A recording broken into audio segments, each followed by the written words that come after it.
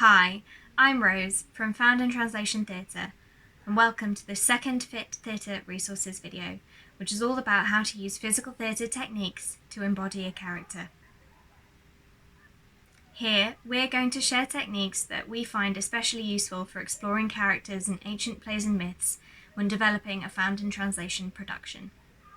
When studying or performing a play, you might get lucky and be given a script where the writer has described a character's every look and movement.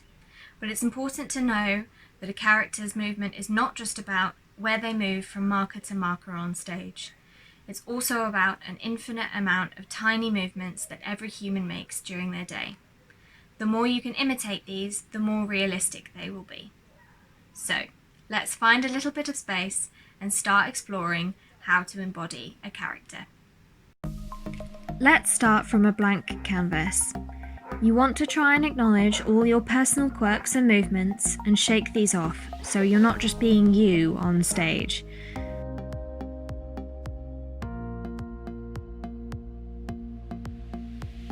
You probably favour resting on one side of your body, so try to even out your centre of gravity over your two legs.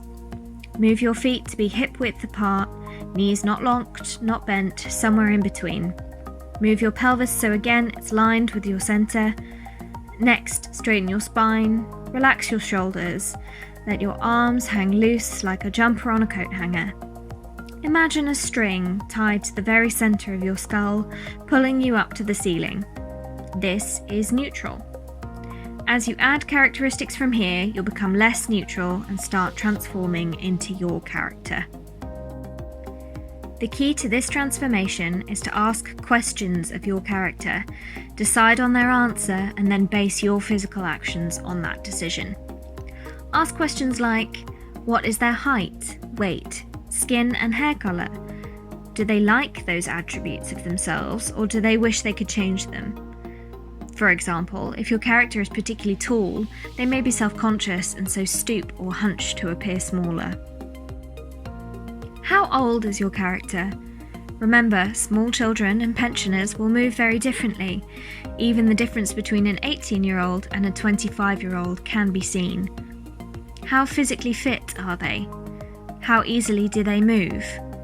Have they ever been an athlete? When they walk, do they lead with their forehead, chest, pelvis or knees? Toe to heel or dragging their feet? Does their body feel heavy or light, and what's their relationship with their weight? Have they had any illnesses or disabilities? Do they need assistance to move? After this, you will have an idea of the basic body and posture of your character. So now let's think of them more as an individual.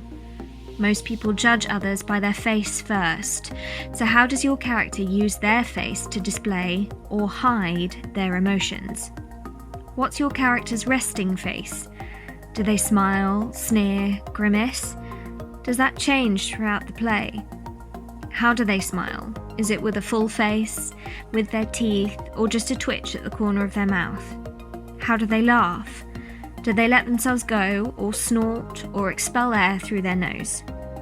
Do they have any missing or crooked teeth, a stiff neck, slight deafness in one ear? All of these things will affect your decisions and how you hold your head on your neck.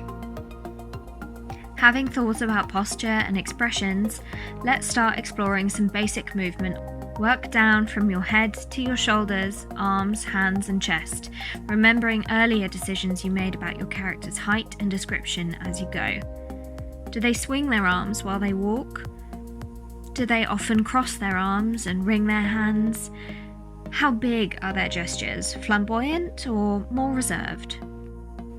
Think as well about how they fill up space around them. Do they offer touch freely to other characters or not? Who would they touch? How close to them is their personal bubble? Do they use their distance from other people to intimidate or to protect themselves? Think about how your character uses their legs. Do they bring their knees all the way up? Do their feet point outwards or inwards as they walk? Do they stomp or try to move stealthily?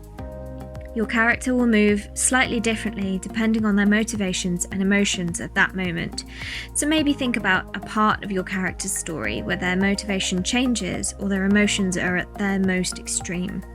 All this will help you understand the action at key moments in any play you are studying, even if there are no directions in the text.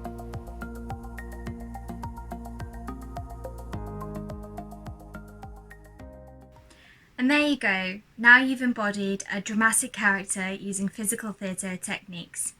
Remember, you can apply this to any character in a play that you're studying or performing to help you get a better understanding of their emotions and also bring them to life.